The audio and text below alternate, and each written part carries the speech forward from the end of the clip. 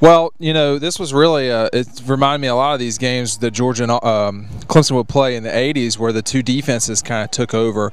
That's what happened for a while, and then Todd Gurley. I mean, the difference between these two teams to me was pretty simple because both defenses actually played pretty well. One had Todd Gurley and the other one didn't. One had a legit run game and the other one kind of struggled. I mean, Clemson went for 102 yards on the ground. Not that great. I mean, that's sort of to be expected considering their running back issues right now. Georgia had 328 yards rushing. Todd had 198. He had another 100-yard return. I mean, I'm a Heisman voter right now. He's #1 for me because you can't do that. I mean, that's ridiculous how well he played. I thought Hudson played fine for what they wanted to do without Malcolm and Justin. I thought that he played fine. It wasn't great. There was no down the field. He only went for 131. Clemson only threw for 189. Look, I thought Georgia would win this game. I think I've been pretty clear about that. I don't know if I thought it'd be by 17. It was almost by 24.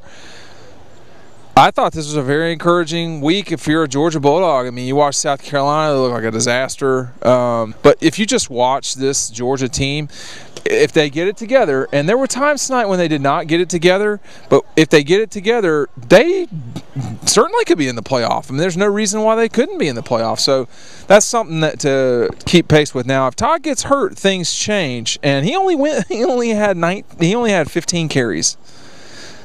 They didn't get him out of the backfield. I think he had one catch, which was a dump screen that they kind of goofed up. I thought Clemson fought, which was, you know, admirable for them. I just don't think they were as good as Georgia, and I think it took until the fourth quarter for that to happen. I thought that was that simple. Too many running backs. I mean, if they just like Keith didn't have a great night, but he recovered that fumble on the kickoff return that they ruled that the kid from Clemson didn't fumble in the end.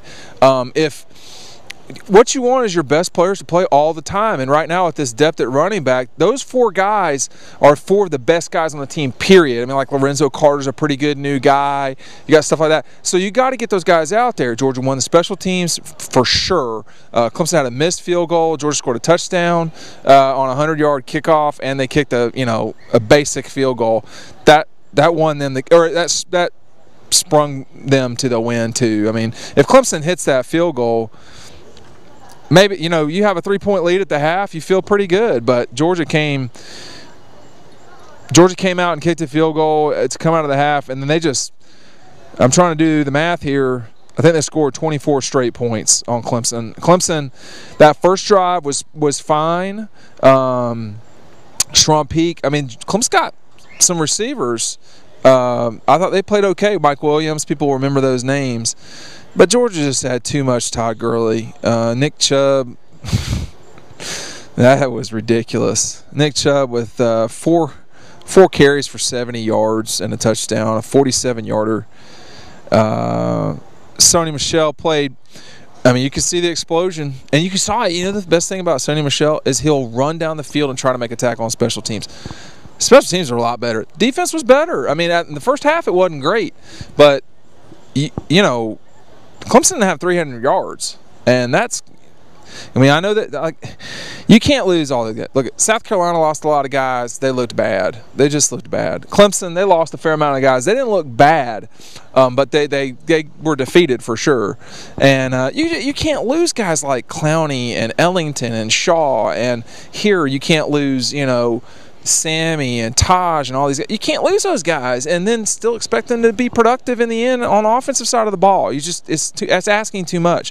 Georgia, I think, threw a shutout. I think if my memory serves correct, I think Clemson had one first down in the second half. So that's just pretty dogs of war kind of stuff. They just shut them down. Mark, but in the end, you know, you look forward at this thing. The offensive line, it took them a little bit of time to get going where they needed to go, but I can't remember Hudson getting sacked necessarily. Hudson played pretty smart. And what we saw with that hurry up and that side-to-side passing, get used to it. That is Georgia right now. And when Malcolm and Justice Scott Wesley get back, Georgia will change. I mean, two of their best 3 or 4 receivers didn't play tonight. and the explosive guys didn't play tonight on the corners. So Isaiah McKenzie looked okay. Reggie Davis did an admirable job, I thought, with the punt game. So, 40,000 feet, this game actually doesn't really matter a ton, because Georgia, if they lose to South Carolina, then you're chasing the Cox the whole year. So you don't want that. If they beat South Carolina, that probably ends South Carolina's season as far as the East is concerned, because then Georgia would have to lose 3 Eastern games, and that could happen. But I doubt it. So right now, this group is. There was a lot to look at tonight and be happy with, I thought. I thought the defense played pretty well. I thought the special teams were better than Clemson's special teams. And I think that, Georgia offense is going to score some points. They've scored 45 points tonight. That's a lot. All right, from Sanford Stadium in August. Now, people need to remember it's August. They've got a long way to go before Auburn comes to town, and Tennessee, and Vandy, and you got to go down to Jacksonville. Got to go over to Hog Country. Got to play the Tigers in Missouri. I mean, there's a lot of football to be played. These guys should probably be ranked in the top 8. I mean, that was a pretty significant win tonight over a ranked team. So I think they should probably move up.